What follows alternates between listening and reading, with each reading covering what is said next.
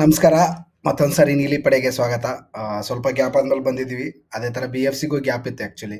So, ಕೊನೆಯದಾಗಿ league stage ಯಾವ ಥರ ನಿಂತಿದೆ ಅಂದರೆ ಇವಾಗ ಇನ್ನು 3 ಗೇಮ್ಸ್ ಇದೆ. 3 ಗೇಮ್ಸಲ್ಲಿ ಫಸ್ಟ್ ಪೊಸಿಷನ್ ಬಿಟ್ಟರೆ ಐ ಥಿಂಕ್ ಗೋವಾ ಕೂಡ ಕನ್ಫರ್ಮ್ ಆಗಿದೆ ನಂಬರ್ 2. 3, 4, 5, 6 ತುಂಬ ಎಕ್ಸೈಟಿಂಗ್ ಆಗಿದೆ. ಯಾರು ಎಲ್ಲಿ ಫಿನಿಶ್ ಮಾಡ್ತಾರೆ ಅಂತ. ಯಾಕಂದರೆ ನೆಕ್ಸ್ಟ್ 3 ಗೇಮ್ಸ್ ಯಾವ ಥರ ಎಂಡ್ ಅಪ್ ಆಗ್ತವೆ ಅನ್ನೋದ್ರ ಮೇಲೆ ಇದೆಲ್ಲ ಡಿಸೈಡ್ ಆಗುತ್ತೆ. ಸೊ ಇರೋ ಥರ ಅದೇನದು ಬಿಸ್ನೆಸ್ ಎಂಡ್ ಆಫ್ ದಿ ಲೀಗಿಗೆ ಬಂದಿದ್ದೀವಿ. ISL ಮತ್ತೊಂದು ISL ಸೀಸನ್ ಮುಗಿಯೋ ಹಂತದಲ್ಲಿ ಬಂದಿದೆ ಈಗ. ಇವತ್ತು ನಮ್ಮ ಜೊತೆ ಯಶ್ ಇದ್ದಾನೆ. ನಮಸ್ಕಾರ ಯಶ್, ವೆಲ್ಕಮ್ ಬ್ಯಾಕ್ ಟು ನಮಸ್ಕಾರ ದ ಮಂಜು. ಅನಂಕ. ನಮಸ್ಕಾರ. Thank you so much. So ಮೊದಲನೇದಾಗಿ ನಾವು ಜರಾಗೋಜಾ ತುಂಬ ಕ್ರಿಟಿಸೈಸ್ ಮಾಡಿದ್ವಿ. ಏನಂದರೆ ಪ್ಲಾನ್ ಬಿ ಇಲ್ಲ. ಒಂದು ಸೆಟ್ ಆಫ್ 11 ಜೊತೆ ಬರ್ತಾರೆ, ಅದನ್ನೇ 60-70 ಮಿನಿಟ್ಸ್ ಥರ ಆಡ್ತಾರೆ, ಏನೊಂದು ಚೇಂಜ್ ಮಾಡೋದಿಲ್ಲ. ಇವಾಗ ಫಾರ್ ಎಕ್ಸಾಂಪಲ್ ನಮ್ಮದು ಒಡಿಶಾ ಗೇಮ್ ಹಂಗೆ ಸೋತ್ವಿ ನಾವು ಅಂತ ನಾವು ಹೇಳ್ಕೊಂಡು ಹೋಗಿದ್ವಿ. ಏನಂದರೆ ಆ ಪರ್ಟಿಕ್ಯುಲರ್ ಗೇಮಲ್ಲಿ ನಾವು 10 ಮ್ಯಾನ್ ಆದಾಗ 2-1 ಲೀಡಿಂಗಲ್ಲಿದ್ವಿ ಆ ಪೆನಾಲ್ಟಿ ಆದಮೇಲೂ ಕೂಡ. ಸೊ ಅವಾಗೇನಾದ್ರು ಸಬ್ಸ್ಟಿಟ್ಯೂಷನ್ ಮಾಡಿದರೆ ಡಿಫ್ರೆನ್ಸ್ ಆಗ್ಬೋದಿತ್ತೇನೋ ಆ ಗೇಮು ಅನ್ನೋ ಥರ ಮಾತಾಡಿದ್ವಿ. ಅದು ಎಲ್ಲದನ್ನು ಮೀರಿ ಇವಾಗ 2-2 ಗೇಮ್ ಗೆದ್ದಿದ್ದಾರೆ. ನಾವು ಅವರೇ ಒಂದು ಇಂಟರ್ವ್ಯೂದಲ್ಲಿ ಹೇಳೋ ಥರ ಜನವರಿ 4 ನಾವು 2 ಪಾಯಿಂಟ್ ಬಿಹೈಂಡ್ ಇದ್ವಿ ಮೋಹನ್ ಬಗಾನ್ಗೆ. ಅದೇ ಫೆಬ್ರವರಿ 4 ಅನ್ನತ್ಲೆ ನಾವು 6th ಪೊಸಿಷನ್ಗೆ ಫೈಟ್ ಮಾಡತ್ತಿದ್ವಿ. So just matter of 1 month ಹೆಂಗೆ ಸಡನ್ ಕನ್ಸಿಸ್ಟೆನ್ಸಿ ಇರಲಾರ್ದಕ್ಕೆ ಲೀಗ್ ಹೆಂಗೆ ಡ್ರಾಪ್ ಆಗೋಯ್ತು, ಅಥವಾ ನಮ್ಮ ಸೀಸನ್ ಯಾವ ಥರ ಹೋಗ್ತಿದ್ದ ಸೀಸನ್ ಯಾವ ಥರ ಆಗ್ಬೋದಾಗಿದ್ದ ಸೀಸನು ಸಡನ್ ಹೆಂಗಾಯಿತು. ಅದರಲ್ಲಿ ತುಂಬ ಇಂಡಿವಿಜುವಲ್ ಮಿಸ್ಟೇಕ್ಸ್ ಆಯಿತು.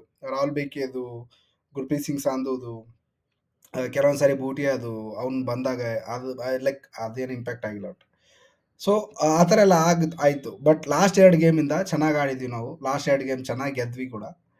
ಅದರಲ್ಲಿ ಸ್ಪೆಸಿಫಿಕಲಿ ನಿನ್ನೆ ಆದಂಥ ಗೇಮು ನಾರ್ತ್ ಈಸ್ಟಲ್ಲಿ ಅಲ್ಲಿ ಹೋಗ್ಬಿಟ್ಟು ಆಡೋದು, ಮತ್ತು ಆ ಪರ್ಟಿಕ್ಯುಲರ್ ಟರ್ಫಲ್ಲಿ ಆಡೋದು, it is not natural grass. So ball ಒಂದ್ಸರಿ ಪಿಚ್ ಆದಮೇಲೆ ಸಡನ್ನಾಗಿ ಫಾಸ್ಟ್ ಆಗೋದು ಅಥವಾ ಡ್ರಿಪ್ ಆಗೋದೆಲ್ಲ ಒಂಥರ ಡಿಫ್ರೆಂಟಾಗೇ ಇತ್ತು. ನಿನ್ನೆ ಕಂಪ್ಲೀಟಾಗಿ ಈ ಪರ್ಟಿಕ್ಯುಲರ್ ISL ಸೀಸನಲ್ಲಿ ನಿನ್ನೆ ಗೇಮ್ ತುಂಬ ಡಿಫ್ರೆಂಟ್ ಆಗಿತ್ತು. ಚೆನ್ನಾಗಿ ಅಪ್ರೋಚ್ ಕೂಡ ಮಾಡಿದ್ವಿ ನಾವು. ಸೊ ಅದ್ರ ಬಗ್ಗೆ ಹೇಳೋಣ ಅಂದರೆ ಜರಾಗೋಜಾ ಲಾಸ್ಟ್ 2 ಗೇಮ್ ಅಡಾಪ್ಟ್ ಆಗಿರೋದು, ಮತ್ತು ಗುರ್ಪ್ರೀತ್ ಸಿಂಗ್ ಸಾಂಧುನ ಹೊರಗಿಟ್ಟಿರೋದು, ಮತ್ತು ಬೂಟಿಯಾಗಿ ಚಾನ್ಸ್ ಕೊಡ್ತಾ ಇರೋದು, ನಿಖಿಲ್ ಇಂಜುರಿ ಪೊಸಿಷನಲ್ಲಿ. ಎಸ್ ನಿಮಗೇನು ಅನಿಸುತ್ತೆ ಇವಾಗ ಪರ್ಟಿಕ್ಯುಲರ್ ಸಿಚುವೇಶನಲ್ಲಿ? ಇನ್ನೂ 3 ಗೇಮ್ ಇದೆ. What do you think can GG do? Gerrard ಅಂದಿದ್ರು ಲಾಸ್ಟ್ 6 ಗೇಮ್ಸ್ ನಾವು ಆಲ್ಮೋಸ್ಟ್ 6 ಗೇಮ್ಸ್ 18 ಪಾಯಿಂಟ್ಸ್ ಟ್ರೈ ಮಾಡ್ತೀವಿ ಅಂತ. ಫಸ್ಟ್ ಗೇಮ್ ಆಗಿಲ್ಲ, ತಿರ್ಗಾ ಅದು ಬಿಡಿ, ಅದು ಏನೋ ಆಯ್ತು. ಬಟ್ ಇವಾಗ back to back winning ways ಬಂದಿದ್ದೀರಿ. ಅದು ಬಟ್ ಏನು ನನ್ನ ಪ್ರಕಾರ ವರ್ಕ್ ಆಗಿದೆ ಅಂದ್ರೆ ಗುರ್ಪ್ರೀತ್ಗೆ ರೆಸ್ಟ್ ಕೊಟ್ಟಿದ್ದು.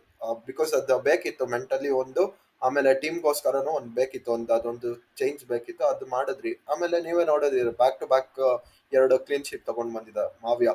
ಏನ್ ಸೇವ್ ಮಾಡ್ದ ಗುರು, 2 ಮ್ಯಾಚಲ್ಲೂ ಅಷ್ಟೇ ಸಖತ್ತಾಗಿ ಆಡ್ದ.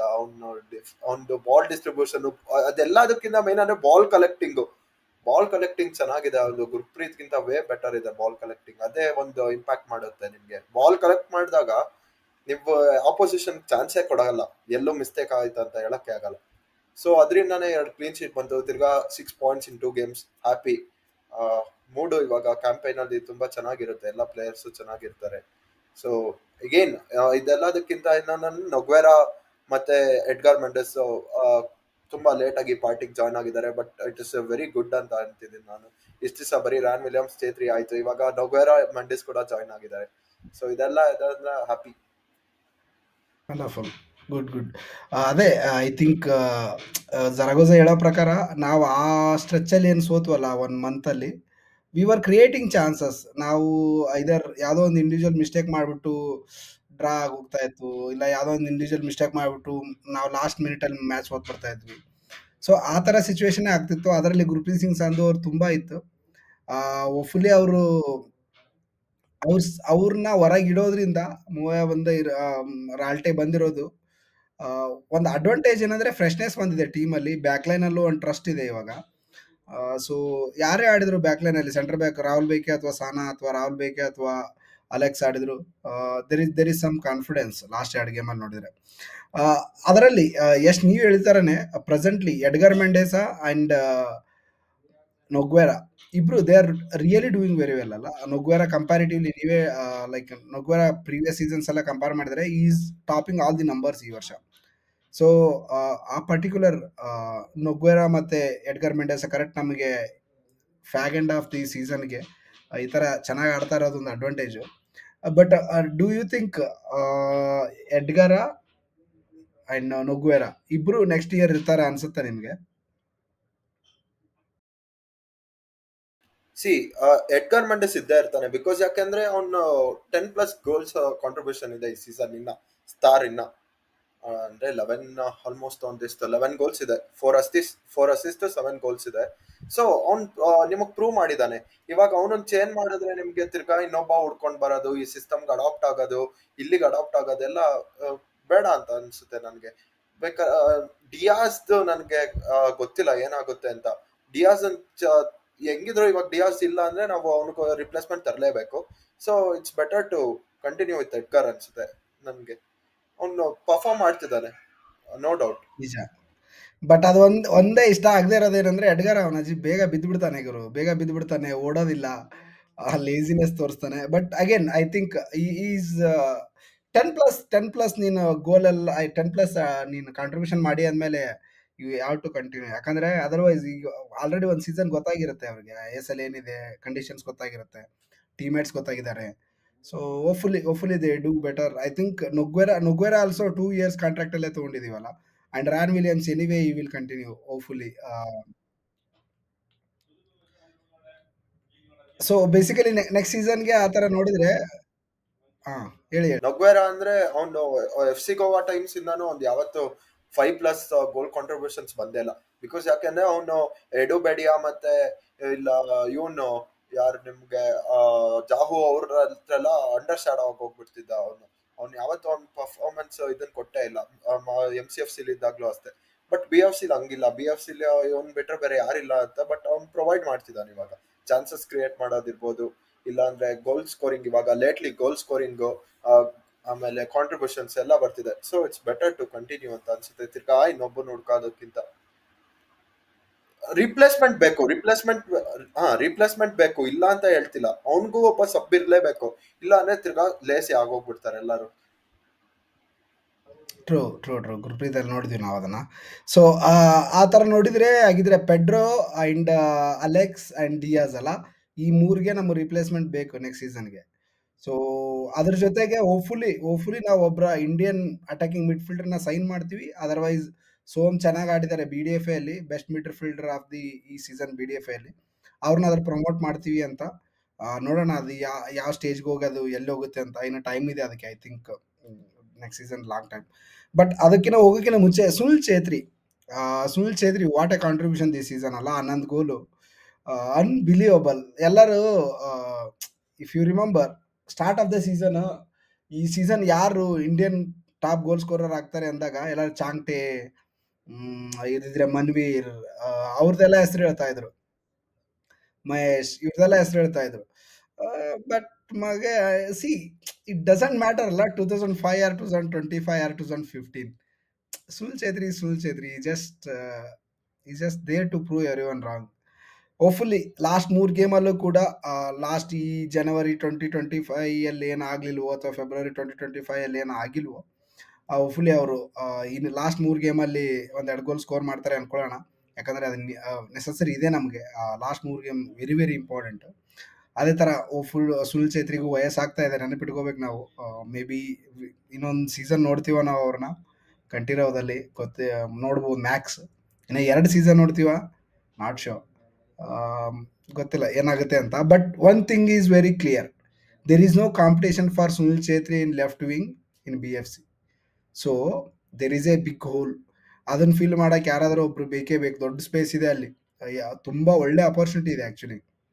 ಸೊ ಯಾರನ್ನ ತೊಗೊಂಡು ಬರ್ತಾರೆ, ISL ಅಂತ ತರ್ತಾರೋ, ಐ ಲೀಗ್ ಅಂತ ತರ್ತಾರೋ, ಅಥವಾ ಪ್ರಮೋಟ್ ಮಾಡ್ತಾರೋ, ಏನು ಮಾಡ್ತಾರೋ ಗೊತ್ತಿಲ್ಲ. ಜರಾಗೋಜಾಗ ಅದೊಂದು ದೊಡ್ಡ ಟಾಸ್ಕ್ ನನ್ನ ಪ್ರಕಾರ. ಯಾಕಂದರೆ by all means it looks like Zaragoza is continuing. Okay, so Zaragoza continue ಮಾಡ್ತಾರೆ ಅಂದಾದ್ಮೇಲೆ ಸುನಿಲ್ ಛೇತ್ರಿ ಫ್ಯಾಗ್ ಎಂಡಲ್ಲಿ ಅವರೇ ಇರೋದು. ಸೊ ರಿಪ್ಲೇಸ್ಮೆಂಟ್ ಅವ್ರ ಜವಾಬ್ದಾರಿ ಅದು, ಆ ಪರ್ಟಿಕ್ಯುಲರ್ ಪೊಸಿಷನ್ ರಿಪ್ಲೇಸ್ಮೆಂಟ್ ಅವ್ರ ಜವಾಬ್ದಾರಿ. ಯಾಕಂದರೆ ನಾವು ದಾನುನ್ ಸೈನ್ ಮಾಡಿದ್ವಿ, ನಾವು ಆಲಿನ್ ಸೈನ್ ಮಾಡಿದ್ವಿ, ಮತ್ತು ಸಲಾಮ್ ಜಾನ್ಸನ್ ಇದ್ದಾರೆ, ಅವರು ವಿಂಗರೇ. ಅದೇ ಥರ ನಾವು ಇನ್ನೊಂದಿಬ್ರು ವಿಂಗರ್ಸ್ನ ಸೈನ್ ಮಾಡಿದ್ವಿ. ಸೊ ಇವರೆಲ್ಲರೂ ನೋಡಿದಾಗ ಯಾರನ್ನ ನೀನು ಫಿಟ್ ಮಾಡಕ್ಕೆ ಟ್ರೈ ಮಾಡ್ತಿದ್ಯಾ? ನೀನು ಇಷ್ಟು ಸೈನಿಂಗ್ ಮಾಡ್ತಿದ್ಯಾ, ಬಟ್ ಯಾರು ಫಿಟ್ ಆಗ್ತಾ ಇಲ್ಲ ಅಂದಾಗ ವಾಟ್ ಆರ್ ಯು ಡೂಯಿಂಗ್? ಅಂದರೆ ಸುನಿಲ್ ಛೇತ್ರಿ ರಿಪ್ಲೇಸ್ಮೆಂಟ್ ಯಾರಾದರೂ ಬೇಕಲ್ಲ. ಇವಾಗ ಸುನಿಲ್ ಛೇತ್ರಿ ನೀನು ಕಂಪ್ಲೀಟ್ 90 ಮಿನಿಟ್ಸ್ ಆಡಿಸ್ತಾ ಇದೆಯಾ, it is not healthy or it is not good enough. Because Sunil Chhetri ಇನ್ನೂ ಒಂದು ಮ್ಯಾಕ್ಸ್ ಟು ಮ್ಯಾಕ್ಸ್ ಇನ್ನೂ ಒಂದು ಸೀಸನ್ ಆಡ್ಬೋದು ಅವರು. ಅವ್ರನ್ನ ಅದೇ ಥರನೇ ಯೂಸ್ ಮಾಡ್ಕೋಬೇಕು ನಾವು. ಎಲ್ಲ ನೀನು 90 ಮಿನಿಟ್ಸ್ ಆಗಿ ಡ್ರೈನ್ ಔಟ್ ಮಾಡೋಂಗಿಲ್ಲ. ಅವ್ರು ನನಗೆ ಪ್ರೊಟೆಕ್ಟ್ ಮಾಡಬೇಕು ಆಗುತ್ತೆ. ಸೊ ಅದಕ್ಕೆ ಅಲ್ಲಿ ಪ್ರೊಟೆಕ್ಟ್ ಮಾಡೋಕ್ಕೆ ಅಲ್ಲಿ ಲೆಫ್ಟ್ ವಿಂಗಲ್ಲಿ ಯಾರೂ ಇಲ್ವೇ ಇಲ್ಲಲ್ಲ options, available options. So that is very big goal to fill first thing, and it's a huge task for Zaragoza to replace Sunil Chetri with somebody who can at least match up, or who can at least bring that energy. ನೋಡೋಣ ಏನು ಮಾಡ್ತಾರೆ ಅಂತ. ಇದು ಸುನಿಲ್ ಛೇತ್ರಿ ಬಗ್ಗೆ ಆದರೆ ಅವ್ರ ಬಗ್ಗೆ ಮಾತಾಡ್ತಿದ್ರೆ ಎಷ್ಟೆಲ್ಲ ಮಾತಾಡ್ಬೋದು. ಬಟ್ ರಾಹುಲ್ ಬೈಕೆ ಕಡೆ ಬರೋಣ. ನಿನ್ನೆ ಗೇಮು ರಾಹುಲ್ ಬೈಕೆ ಸಾಲಿಡ್ ಆಡಿದ್ರು ನಿನ್ನೆ ನನಗೆ ಅನ್ಸಿದ ಮಟ್ಟಿಗಲ್ಲ. ಸೊ ಐ ಥಿಂಕ್ ಆ ಕಪಲ ಫಸ್ಟ್ ಒಂದು 4-5 ಗೇಮ್ಸ್ ಬಿಟ್ಟರೆ yesterday game was something I loved. Rahul bike ಆಡಿದ್ದು ಏನು ಅನಿಸ್ತು ನಿನ್ನೆ? ಟ್ರೂ. ಅಜಾರೇನ್ ಮಾರ್ಕ್ ಮಾಡೋದು ಅಷ್ಟು ಈಸಿ ಅಲ್ಲ, ಬಿಕಾಸ್ ಯಾಕೆಂದ್ರೆ ಈಸ್ ದ ಬೆಸ್ಟ್ ಅನ್ಬೋದು. ಈವನ್ ಕೋರೋ ಯಾರೇ ಇದ್ರು ಈಸ್ ದ ಬೆಸ್ಟ್ ಅನ್ಬೋದು. ಅಂತ ಪ್ಲೇಯರ್ ನ ಮಾರ್ಕ್ ಮಾಡ್ಬೇಕು ಇವಾಗ ಅವನಿರೋ ಫಾರ್ಮ್ ಅಲ್ಲಿ. ಅದೆಲ್ಲ ಅಂದ್ರೆ ರಾಹುಲ್ ಬೇಕೆ ಟಾಪ್ ಇನ್ನ ನೆಕ್ಸ್ಟ್ ಲೆವೆಲ್ ತಗೊಂಡು ಹೋಗಿದ್ದಾರೆ. ಹಜಾರೆಗಿಂತ ಒಂದ್ ಲೆವೆಲ್ ಮೇಲೆ ಇದ್ದಾರೆ ಅಂತ ಬೇಕೆ ತೋರಿಸುತ್ತೆ ನಿಮ್ಗೆ. Even all Indian defence line up ಆಡ್ಸಿದ್ರು ತುಂಬಾ ಚೆನ್ನಾಗೇ ಇತ್ತು. ಈವನ್ ರೋಷನ್ ಅವನ ಕೆಲಸ ಚೆನ್ನಾಗಿ ಮಾಡ್ದ. ಸಾಲ ಸ್ವಲ್ಪ ಇನ್ನ ಬೇಕನ್ಸುತ್ತೆ ಅವನಿಗೆ, ಗೇಮ್ ಟೈಮು ಇಲ್ಲ ಗೇಮ್ ಅವೇರ್ನೆಸ್ ಬೇಕನ್ಸುತ್ತೆ. 2-3 ಇಂಡಿವಿಜುವಲ್ ಮಿಸ್ಟೇಕ್ಸ್ ಇತ್ತು. ಬಟ್ ಸನಾ ಮತ್ತೆ ಬೇಕೆ ಸಾಲಿಡ್ ಗೇಮ್ ಗುರು. ಇಬ್ರು ಸಖತ್ತಾಗಿ ಆಡಿದ್ರು. Sana was monster. ಸನಾ ನಿನ್ನೆ ಎಲ್ಲ ಏರಿಯಲ್ ಹೆಡ್ಡರ್ ಬ್ಯಾಟಲ್ ಎಲ್ಲ ಚೆನ್ನಾಗಿ ಆಡ್ದಾಗ ಗೆದ್ರು. ತುಂಬಾ ಚೆನ್ನಾಗಿತ್ತು ಗೇಮ್. ನನಗೆ ನಿನ್ನೆ ನನಗೆ ಅದೇ man of the match Ralte ಕೊಟ್ಟರು, ಡಿಸರ್ವಿಂಗ್ಲಿ. ಇಂಜುರಿ ಹೋಪ್ಫುಲಿ ಅದು ಬಿಗ್ ಇಂಜುರಿ ಆಗಿರಬಾರ್ದು. But Bheke, Ralte, Sana and Roshan was so good. So ಇವರೆಲ್ಲ ಸಖತ್ತಾಗಿ ಆಡಿದ್ರು. ಆ್ಯಸ್ ಯೂಶುವಲ್ ರ್ಯಾನ್ ವಿಲಿಯಮ್ಸ್ ಚೆನ್ನಾಗಿ ಆಡ್ತಾನೆ ಅವನು. ಸೊ ರ್ಯಾನ್ ವಿಲಿಯಮ್ಸ್ ಬಗ್ಗೆ we better not talk. Is that good. We will no keep jinx, it no something jinx. Big. Exactly ಅದಕ್ಕೆ. So ಈ such like always ಅವನ ಹತ್ರ ಬಾಲ್ ಹೋದ್ರೆ ಏನೋ ಒಂದು ಕ್ರಿಯೇಟ್ ಮಾಡ್ತಾನೆ. 1-1-1-0 ಅಂದರೆ 110 ಕ್ರಾಸ್ಗಳು ಕೊಟ್ಟಿದ್ದಾನೆ ಆ ಮನುಷ್ಯ 10 ಗೇಮಲ್ಲಿ. It's unbelievable. 11 ಗೇಮಲ್ಲಿ. So unbelievable. ಅದು ಐ ಥಿಂಕ್ ಅದೇ ಹೇಳ್ತೀನಲ್ಲ, ಡಿಯಾಸ್ ಅಂತ ಒಬ್ಬ ಸ್ಟ್ರೈಕರ್ ಫಾರ್ಮಲ್ಲಿ ಇದ್ದಿದ್ರೆ ವಿಡ್ ಹ್ಯಾವ್ ಬಿನ್ ಡಿಫ್ರೆಂಟ್. ನಿಜವಾಗ್ಲೂ ಡಿಫ್ರೆಂಟ್ ಆಗಿರೋದು ಸೀಸನ್. ಯಾಕಂದರೆ ಆ ಥರ ಒಬ್ಬ ಪ್ರಾಪರ್ ಏನದು ವಿಂಗರ್ ಸಿಕ್ಕಿದ್ದಾನೆ ಅಂದಮೇಲೆ it's a machine. It's absolute opportunity. ಯಾಕಂದರೆ ಅದೇ ಅಲ್ವಾ ಕೋರೋ ಮಾಡಿದ್ದು, ಅಥವಾ ಅದೇ ಅಲ್ವಾ ಮೀಕು ಮಾಡಿದ್ದು. ಉದಾ ಅಂತ ಏನು ಸಕ್ಕತ್ತಾಗಿ ಯೂಸ್ ಮಾಡ್ಕೊಂಡ ಆ ಮೀಕು. So that is so beautiful. Actually ಚೆನ್ನಾಗಿ ಆಡ್ತಿದ್ದಾರೆ ರ್ಯಾನ್.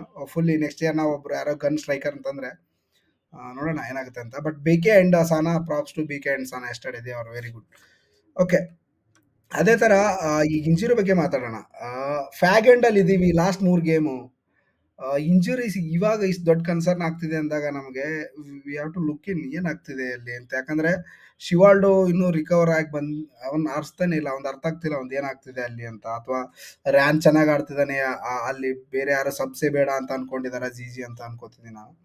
ಅದು ಒಂದು ಆಪ್ಷನ್ ಇರ್ಬೋದು. ಅದು ಬಿಟ್ಟರೆ ಶಿವಾಲ್ಡೋ ಫುಲ್ ಫಿಟ್ ಇದ್ದಾರಾ ಇಲ್ಲ ಗೊತ್ತಿಲ್ಲ. ಅದಾದಮೇಲೆ ಡಿಯಾಸ್ದೇನು ಅನಿಸುತ್ತೆ? ಡಿಯಾಸ್ ಹೊರಗೇನಾ? ಡಿಯಾಸ್ ಅವನ ಟೀಮ್ ಜೊತೆ ಟ್ರಾವೆಲ್ ಮಾಡ್ತಿಲ್ಲ. ಬಿಕಾಸ್ ನಾನು ಲಾಸ್ಟ್ ಗೇಮ್ ಇದ್ದಾಗ ಅವನು ಇನ್ನ ಐ ಆಮ್ ರಿಕವರಿಂಗ್ ಅಂತ ಹೇಳ್ತಿದ್ದ. ಸೊ ನನ್ನ ಪ್ರಕಾರ ಅವನು ಬಂದ್ರೆ ನಾಕ್ಔಟ್ಸ್ ಬರ್ಬೋದೇನೋ ಅಷ್ಟೇ. ಅಲ್ಲಿ ತನಕ ಐ ಡೌಟ್ ಅವನು ಬರೋದು. ಈವನ್ ಪೂಜಾರಿ ಕೂಡ ಅಷ್ಟೇ ಅಲ್ಲ, ಪೂಜಾರಿ ಮೇಲೂ ಹಾರ್ಸ್ ಟ್ಯಾಕಲ್ ಆಗಿ ಅವನು ಇಂಜುರಿ ಆಗಿದ್ದು. ಅವನು ಅಷ್ಟೇ ಬಂದ್ರೆ ನಾಕ್ಔಟ್ಸ್ ಅಥವಾ ಸೆಮಿಫೈನಲ್ಸ್ ಆ ತರ ಬರ್ಬೋದು. ಅವನು taking too much of time ಅಂತ ಅನ್ಸುತ್ತೆ. ಆಮೇಲೆ ನಾವು we are losing a good players every game. Ralte ಚೆನ್ನಾಗಿ ಆಡಿದ, ರಾಲ್ತೆಗ್ ನೆನ್ನೆ ಇಂಜುರಿ ಆಯ್ತು. ಇದೆ ಸ್ವಲ್ಪ ಕನ್ಸರ್ನಿಂಗ್ ಆಗಿರೋದು ನಮ್ಗೆ ಇವಾಗ. ಬಟ್ ಅಗೇನ್ ನಂಗೆ ಇಲ್ಲೊಂದು ಕ್ವಶನ್ ಬರುತ್ತಲ್ಲ. I think this question to Darren Caldeira. ಏನಂದ್ರೆ ನಮಗೆ ಗೊತ್ತಿದೆ ಡಿಯಾಸ್ ಈಸ್ ಲಾಂಗ್ ಇಂಜುರಿ ಅಲ್ಲ. ಫುಲ್ಲಿ ಅವನು ಜಾನ್ ಮಿಡ್ ಅಥವಾ ಫೆಬ್ ಎಂಡ್ ತನಕ ಬರಲ್ಲ ಅಂತ ಗೊತ್ತಿದ್ದಾಗ ಮಾರ್ಚ್ ಸೆಕೆಂಡ್ ವೀಕ್ ಅನ್ನಷ್ಟಲ್ಲಿ ನಾವೆಲ್ಲ ಮುಗಿಸೋಗ್ತೀವಿ ISL ಲೀಗ್ ಗೇಮ್ಸ್ ಎಲ್ಲ. ಆ ಥರ ಇರಬೇಕಾದ್ರೆ why didn't we go for some short term signings in January, ಡಿಯಾಸ್ನ ರಿಪ್ಲೇಸ್ ಮಾಡಕ್ಕೆ. ಡಿಯಾಸ್ ಅಲ್ಲಿ ತನಕ ಬರಲ್ಲ ಅಂತ ಅಂದಾಗ ಅವ್ನು ಬಂದರೂ ಕೂಡ ಒಂದು ಫಾರ್ ಎಕ್ಸಾಂಪಲ್ ನಾನು ಒಂದು ಇನ್ಸ್ಟೆನ್ಸ್ ಕೊಡ್ತೀನಿ. ಅವ್ನು ಅನ್ಕೊಳ್ಳೋಣ ವಿ ಪ್ರೊಸೀಡ್, ನಾವು ಕಂಪ್ಲೀಟ್ ಸೆಮಿಫೈನಲ್ ತನಕ ಹೋದ್ವಿ ಅನ್ಕೊಳ್ಳೋಣ ನಾವು. ಸೊ ನಾವು ಸೆಮಿಫೈನಲ್ ತನಕ ಹೋದಾಗ ಅವ್ನು ಸೆಮಿಫೈನಲ್ ಫೈನಲಿ ಫಿಟ್ ಆಗಿದ್ದಾನೆ ಅಂತ ಅಂದಾಗ ನೀನು ಸಡನ್ನಾಗಿ ಹತ್ರ ಆಡ್ಸಲ್ಲ. ನಂಬರ್ 9 ವಿತೌಟ್ ಏನು ಅದು ಗೇಮ್ ಟೈಮು ವಿತೌಟ್ ಗ್ರೂಪ್ ಜೊತೆ ಆಡ್ದೇನೆ ಬರಲ್ಲ. ಸೊ ಇಷ್ಟೆಲ್ಲ ಇರಬೇಕಾದ್ರೆ ವೈ ಡೋಂಟ್ ದೇ ಫೋರ್ಸಿ ದಿಸ್? ಏನಕ್ಕೆ ಆ ಮ್ಯಾನೇಜ್ಮೆಂಟ್ ಎಲ್ಲ ಇದನ್ನ ಮುಂದೆ ಏನಕ್ಕೆ ನೋಡ್ತಾ ಇಲ್ಲ ಅಂತ ಅಂದ್ರೆ ಇಟ್ ಇಸ್ ವೆರಿ ಇಂಪಾರ್ಟೆಂಟ್ ಅಲ್ಲ. ಇವಾಗ ಡಿಯಾಸ್ ಅನ್ನೋ ಆ ಥರ ಒಬ್ಬ ಗನ್ ಸ್ಟ್ರೈಕರ್ ಇದ್ದಿದ್ರೆ ಏನಾಗಿರ್ಬೋದು? ಜಸ್ಟ್ ಇಮ್ಯಾಜಿನ್ ಫಾರ್ ಎಕ್ಸಾಂಪಲ್ ಆ ಥರ ಆಗ್ಬಾರ್ದು. ಒಳಿತು ಅದು ಆಗಲ್ಲ ಅನ್ಕೊಳ್ಳೋಣ. ನೊಗ್ಗೊರೆಗ ಅಥವಾ ಎಡ್ಗಾರಾಗಿ ಇವಾಗ ಇಂಜುರಿ ಆದ್ರೆ ಏನು ಮಾಡ್ತೀರಾ? See there is no planning at all. Absolute this is very very bad. ಯಾಕಂದ್ರೆ ಜನವರಿಯಲ್ಲಿ ನಾವು ಮೂವ್ಮೆಂಟೇ ಮಾಡಿಲ್ಲ ನಾವು.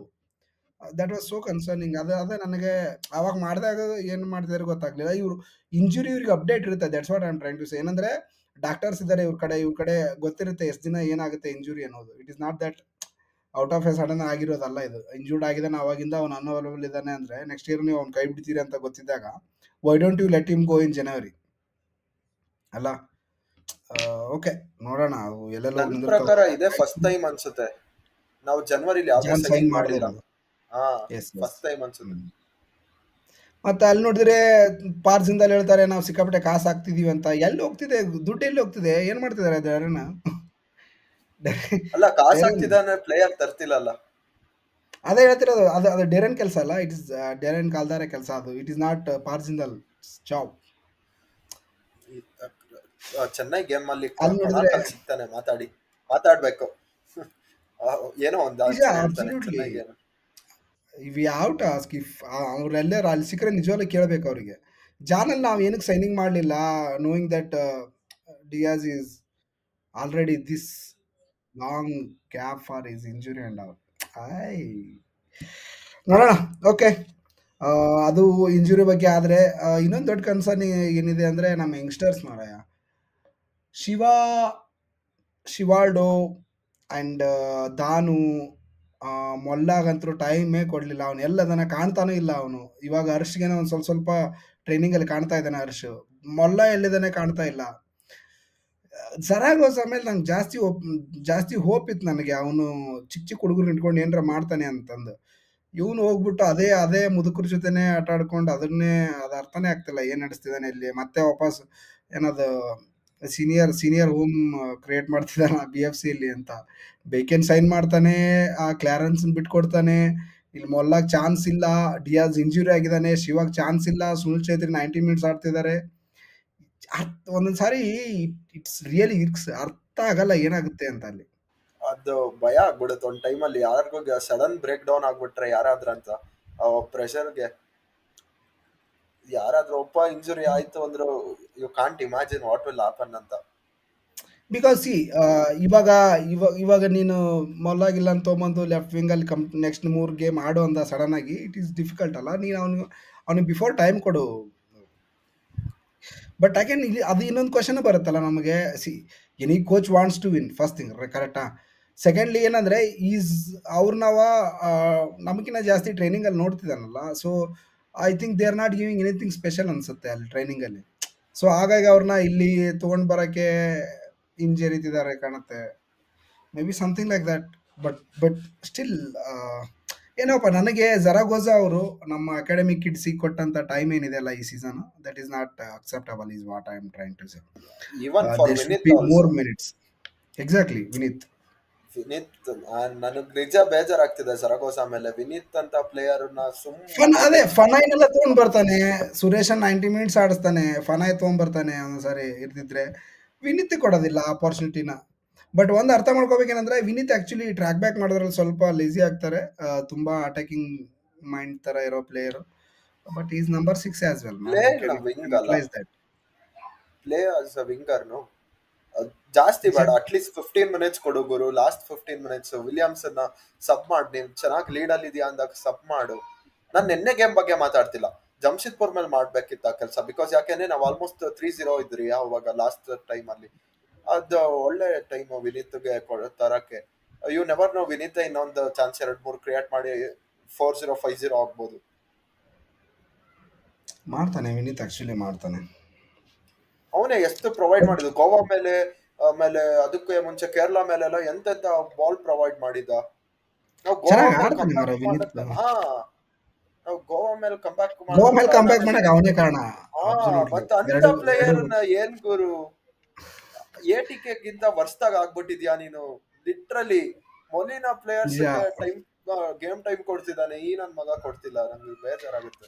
ಈಗ ಬೇಜಾರಾಗೋದೇನು ಗೊತ್ತಾ, ಫಸ್ಟ್ ಮಂತ್ ಅಲ್ಲಿ Vineeth is the young player of the month award ತಗೊಂಡಿದ್ದಾನೆ. ಓಕೆ, ಅದಾದ್ಮೇಲೆ ವಿನೀತ್ಗೆ ಗೇಮ್ ಟೈಮೇ ಸಿಕ್ಕಿಲ್ಲ. Now is not even in the contention of best young player of the year.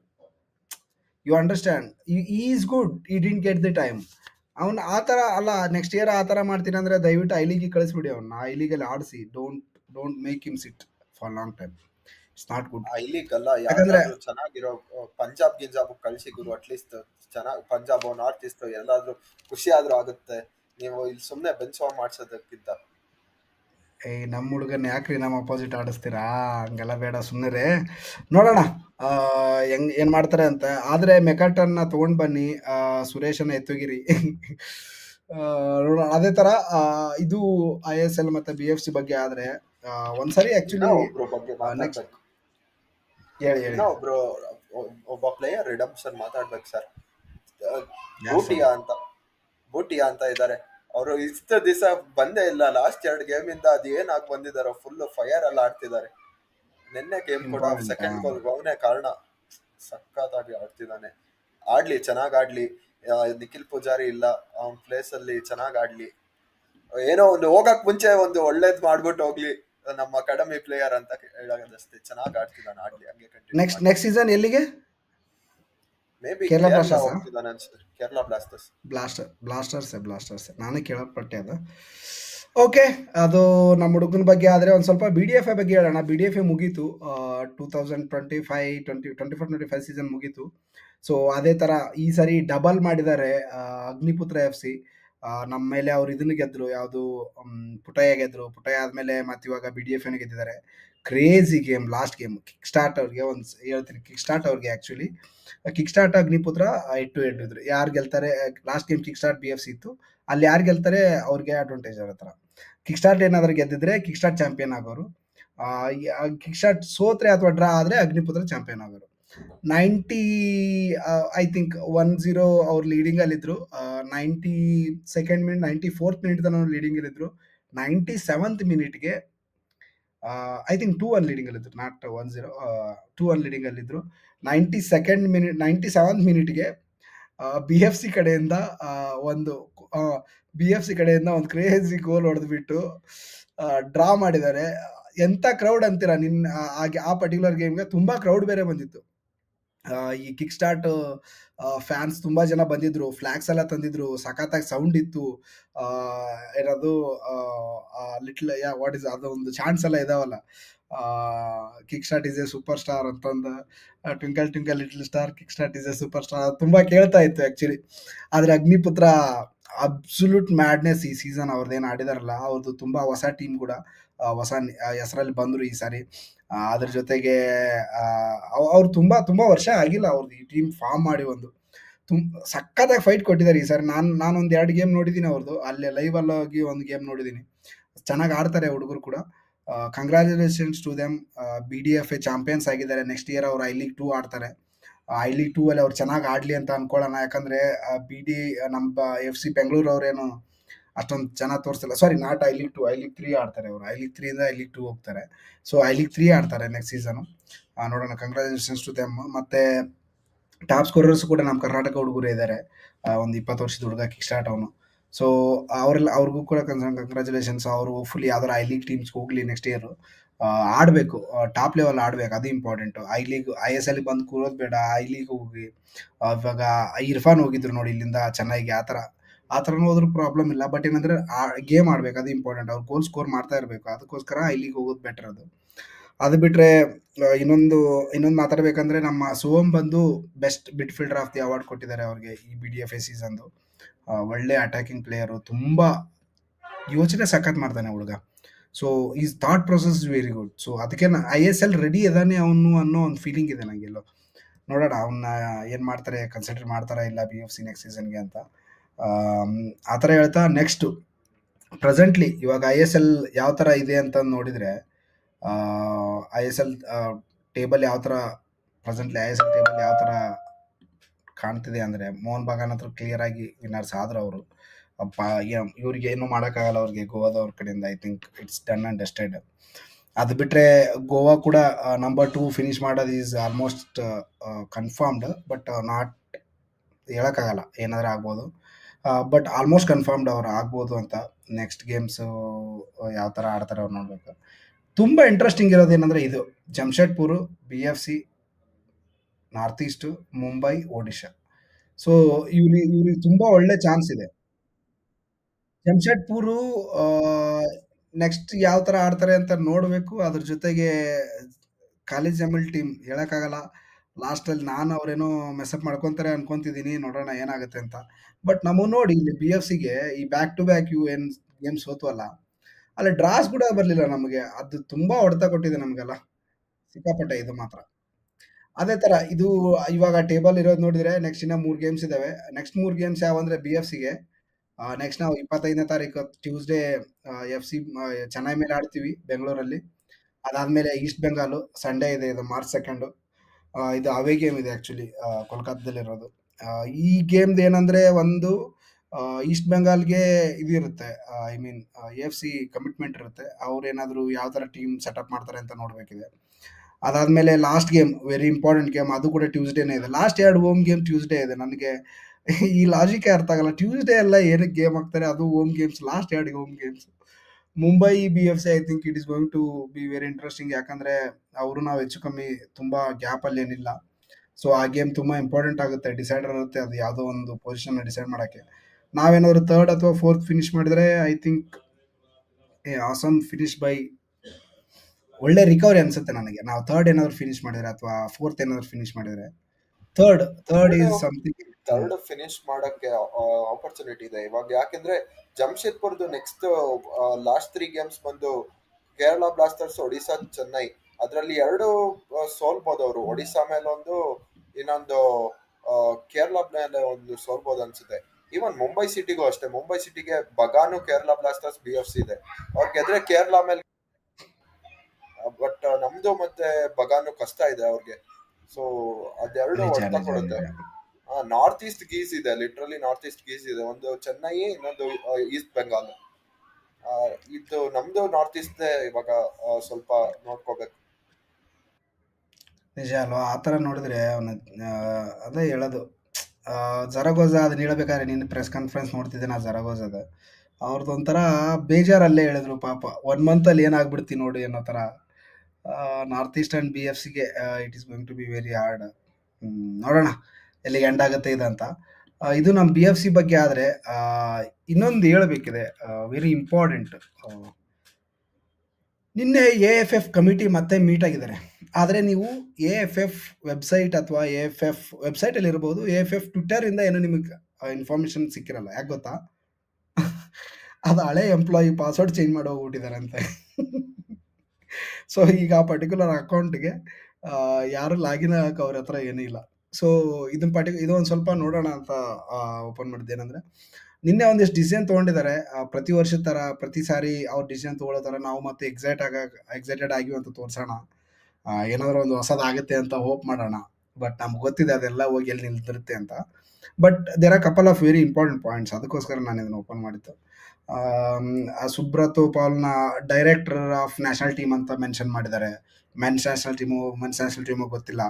If is also director of women's national team. ನನಗೆ ಮತ್ತೆ ಅದೇ question ಬರುತ್ತೆ, ಇವ್ರಿಗೆ ಏನು ಗೊತ್ತಿದೆ ವುಮೆನ್ಸ್ ನ್ಯಾಷನಲ್ ಟೀಮ್ ಬಗ್ಗೆ ಅಥವಾ ವುಮೆನ್ಸ್ ಲೀಗ್ ಬಗ್ಗೆ ಏನು ಗೊತ್ತಿದೆ? ಇದನ್ನು ಎಲ್ಲಿ ಕವರ್ ಮಾಡಿದ್ದಾರೆ ಇವರು, ಎಲ್ಲಿ ಫಾಲೋ ಮಾಡ್ತಾರೆ ಇವರು, ಅವ್ರನ್ನ ಯಾಕೆ ಅಪಾಯಿಂಟ್ ಮಾಡಬೇಕು? ಒಳ್ಳೆ ಕ್ವಶನ್ ಅಲ್ವಾ? ಕೇಳಲ್ಲ ಯಾರು, ಏನು ಮಾಡ್ತಾರೆ. ಸೊ ಅದ್ರ ಥರ ಬಿಬಿಯಾನೋ ಫರ್ನಾಂಡಿಸ್ ನಮ್ಮ BFC ರಿಸರ್ವ್ನ ಇವಾಗೇನು ಎಡ್ ಮಾಡ್ತಾ ಇದ್ದಾರೆ. ಅದ್ರ ಜೊತೆ ನಮ್ಮ ಯೂತ್ ಎಲ್ಲ ಕಂಪ್ಲೀಟಾಗಿ ಎಡ್ ಮಾಡ್ತಾ ಇದ್ದಾರೆ ಅವರು. ಸೊ ಅವ್ರನ್ನ ಅಂಡರ್ 20 ಕೋಚ್ ಆಗಿ ಅಪಾಯಿಂಟ್ ಮಾಡಬೇಕು ಅಂತ ರೆಕಮೆಂಡ್ ಮಾಡಿದಾರಂತೆ. I think this is very good choice. Firstly because ಯಾಕಂದರೆ ಅಂಡರ್ 16 ಬಿಬಿಯಾನೋ ಆಡಿದಂಥ ಹುಡುಗರು ಇವಾಗ ಎಲ್ಲರೂ under 20 they are up for selection. So ಅವನಿಗೆ ಗೊತ್ತಿದೆ, ಅವನು ಪರ್ಸ್ನಲ್ಲಿ ಇಡೀ ಇಂಡಿಯಾ ತಿರುಗಾಡಿ ಸ್ಕೌಟ್ ಮಾಡಿದಂಥ ಹುಡುಗರು ಅವರು. ಸೊ ಈ ಪರ್ಟಿಕ್ಯುಲರ್ ಪರ್ಸನ್ ಬಗ್ಗೆ ಗೊತ್ತಿರೋದು ಕೇಳ್ತಾ ಇರೋದು, ತುಂಬ ಪಾಡ್ಕಾಸ್ಟ್ ಅವೆಲ್ಲ ಕೇಳಿರೋದಕ್ಕೆ. ಇವರು ಇಂಡಿಯಾ ಎಲ್ಲ ಸುತ್ತಾಡ್ಬಿಟ್ಟು ಅಂಡರ್ 16 ಟೀಮ್ನ 2 ಸಾರಿ ಅವರು ವರ್ಲ್ಡ್ ಕಪ್ ಕ್ವಾಲಿಫೈಯರ್ಸ್ಗೆ ಟ್ರೈ ಮಾಡಿದ್ರೆ ಆಗಲಿಲ್ಲ.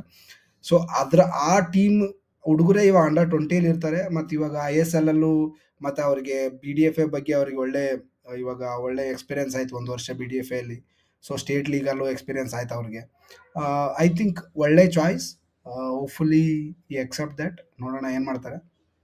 ಮತ್ತು ಅವ್ರು ಅದನ್ನು ಅಕ್ಸೆಪ್ಟ್ ಮಾಡ್ಕೊಂಡ್ರೆ BFC ಜೊತೆ ಏನಾಗುತ್ತೆ, 2 ಪ್ಯಾರಲಲ್ಲಿ ಮಾಡೋಕ್ಕಾಗುತ್ತಾ?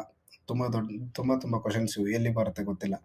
ಆದರೆ ಏನಂದರೆ ಲಾಂಗ್ ರೋಪ್ ಕೊಡಬೇಕು ಬಿಬಿಯಾನೋಗೆ. ಈಗ ಹೆಂಗಂದರೆ 3 ವರ್ಷ ಬಿಬಿಯಾನೋಗೆ ಅಂಡರ್ 20 ಕೊಟ್ಟು 3 ವರ್ಷ ಆದಮೇಲೆ ಯಾರೇ ಹೊಸ ಕೋಚ್ ಬರಲಿ, ಮನೋಲೋ ಇರಲಿ ಅಥವಾ ಯಾರೇ ಇರಲಿ, ಅವ್ರ ಅಂಡರ್ ಅವರು ಕೋಚ್ ಮಾಡಬೇಕು ಬಿಬಿಯಾನೋ.